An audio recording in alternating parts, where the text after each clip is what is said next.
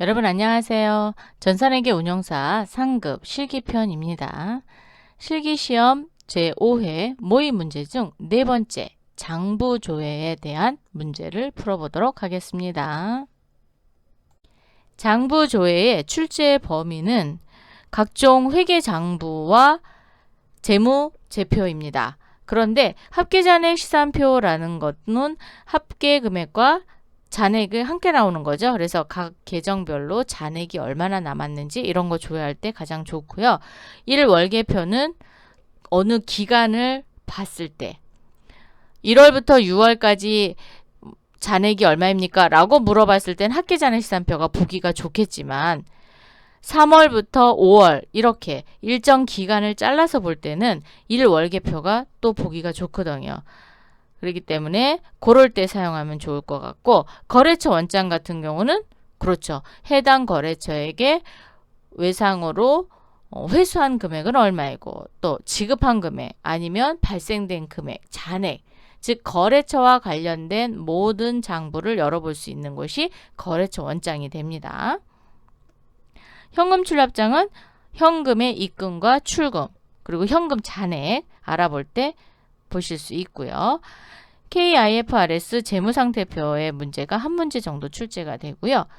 KIFRS 포괄손익계산서 문제도 한 문제, 즉 국제회계 기준, 한국 채택 국제회계 기준에 따른 계정 과목별로 원가도 계산이 되고 서로 다른 계정 과목으로 사용하고 있거든요. 그래서 일반적인 기업회계 기준에 나와 있는 재무상태표를 조회하지 마시고 반드시 KIFRS 재무상태표를 조회하라. 그러면 여기 오셔서 조회를 해서 답을 구하시면 되는 문제들로 구성되어 있습니다. 출제 문항은 총 7문항이에요. 7문항이고 각 4점씩 28점을 획득하실 수 있습니다. 장부 조회에서 주의하실 내용은 시험 버전에서 프로그램에서 답안 수록이라는 메뉴가 있습니다. 시험 버전에 메뉴를 열어요. 열으셔서 거기에 답안을 등록합니다. 그리고 끝에 다 입력을 하고 나면 답안 저장이라는 버튼을 꾹 눌러서 제출하시면 되겠습니다. 이때 답안을 등록할 때 주의할 점이 있어요. 문자 외에 숫자는 숫자로만 입력해야 됩니다. 여기에 뭐 원표시라든가 한글로 원, 월, 컴마, 우리 숫자 이렇게 입력하실 때 세 자리마다 컴마 찍죠. 읽기 쉬우라고. 근데 그것도 입력하시면 안 되는 거예요. 그래서 숫자로만 입력을 하시고 문자로 만약에 문자로 질문이 나왔다. 그럼 문자로 치시면 돼요. 근데 문자 외에 숫자는 무조건 숫자로만 입력을 한다. 소수점이 있는 경우는 표시를 해줘야 되겠잖아요. 그래서 소수점은 인정해 줍니다. 즉 마침표죠. 이렇게 소수점. 예를 들어보면 54,200원이면 54200 이렇게 표시를 해야지 맞는 답이 되는 거고요. 소수점이 있는 경우는 54.251 이렇게 표시해 줘야 됩니다. 여기에 원 표시를 했다든가 원이라고 한글로 썼다든가 월, 개, 뭐 건, 아니면 뭐 컴마 여기 중간에 이렇게 컴마 썼죠? 이런 건 다 안 된다라는 거예요. 요런 것만 주의하시면 됩니다. 그럼 문제풀이 하도록 하겠습니다. 문제 4. 다음 사항을 조회하여 번호 순서대로 단답형 답안에 등록하시오. 예, 시험 볼 때는 단답형 답안에 등록하시면 되고요. 저희는 연습하는 거니까 직접 이렇게 써보시면 될 것 같습니다. 첫 번째 문항입니다. 10월 31일 현재 장식장의 재고 수량은 몇 개인가? 라고 물어봤어요. 장식장의 재고 수량인데 몇 월 며칠이요? 10월 31일 현재라고 했으니까 물류관리에 재고자산 수불부 보시면 되겠죠? 그래서 재고자산 수불부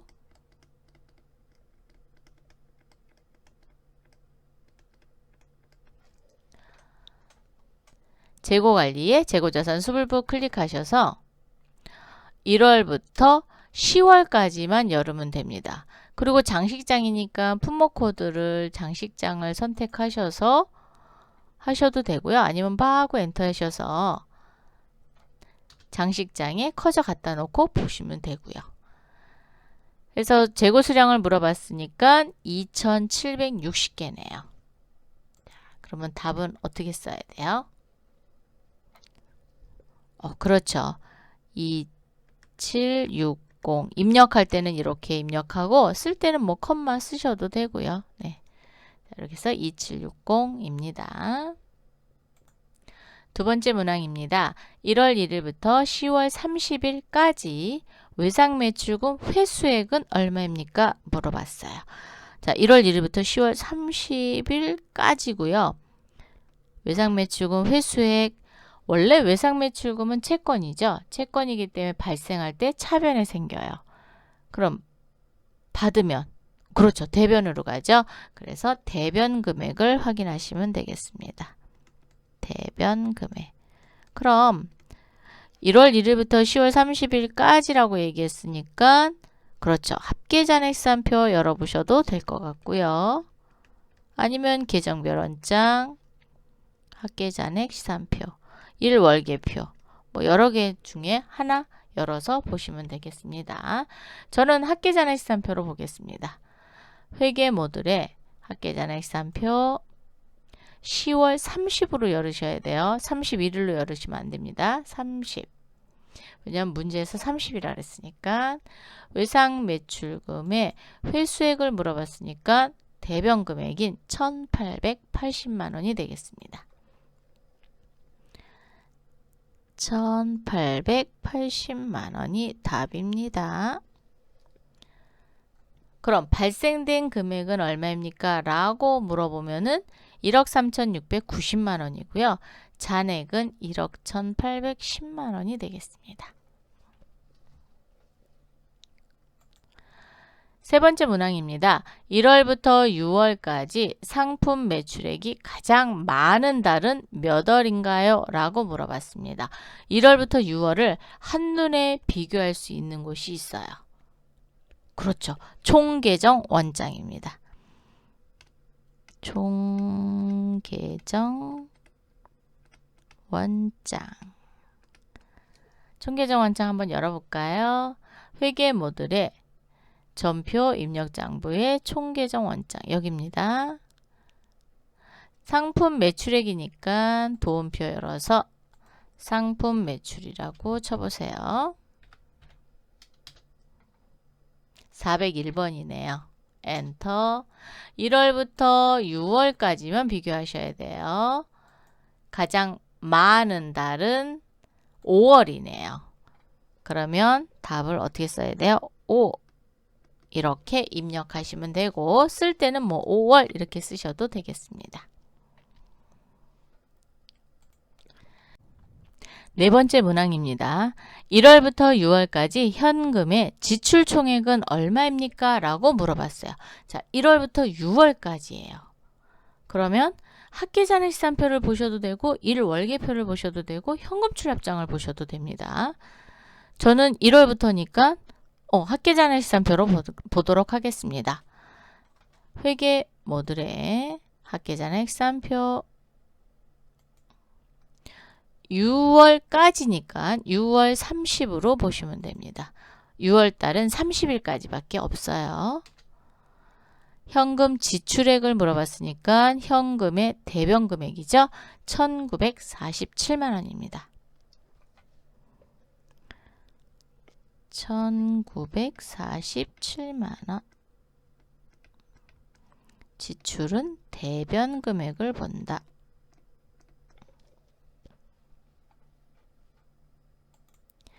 다섯 번째 문항입니다. 10월 1일부터 12월 31일까지 매입처 주식회사 세 나라의 외상대금 중 지급한 금액은 얼마입니까? 라고 물어봤습니다.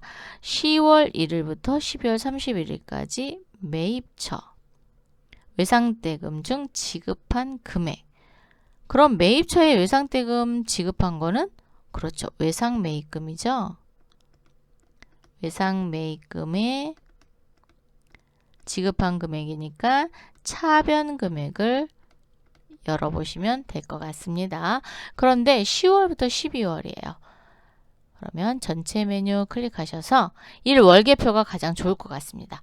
1월계표 10월 1일부터 12월 31일까지 외상매입금에 지급한 금액이니까 차변 금액이죠. 1,000만 원이 되겠습니다. 1,000만 원. 쓸 때는 컴마를 써서 하시고요. 입력할 때는 컴마 입력하시면 안 됩니다. 6번째 문항입니다. 1월 1일부터 12월 31일까지 한국채택 국제회계 기준 KIFRS에 의한 포괄손익 계산서에 표시되는 금융 원가 중 이자 비용은 얼마입니까? 라고 물어봤어요. 자, KIFRS 포괄손익 계산서 금융 원가 중 이자 비용은 얼마냐고 물어봤으니까 그렇죠. KIFRS 포괄손익 계산서로 열으셔야 됩니다. 회계 모듈에 KIFRS 재무제표의 포괄손익 계산서입니다. 클릭. 12월로 조회를 해주시고요. 밑으로 내리시면은 금융원가가 있습니다. 금융원가의 이자 비용은 15만 원이네요. 답은 15만 원.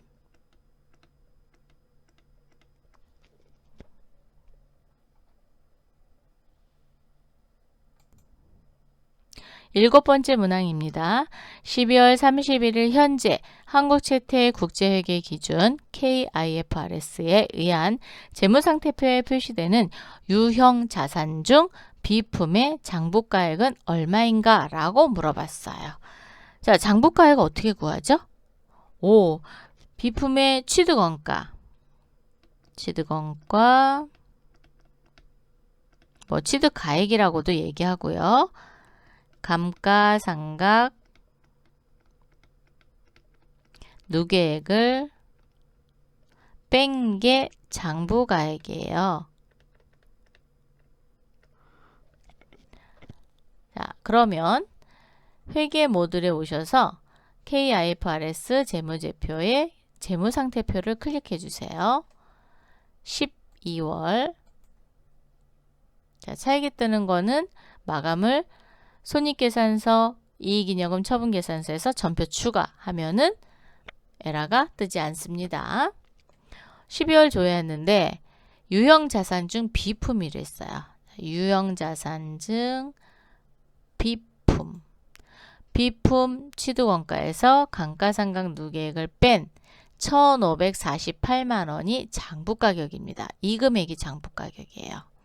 그래서 1920에서 372만 원을 빼면 1,548만 원. 요게 장부가액이 됩니다. 그래서 답은 1,548만 원. 이렇게 계산된 금액을 구하시면 되겠습니다.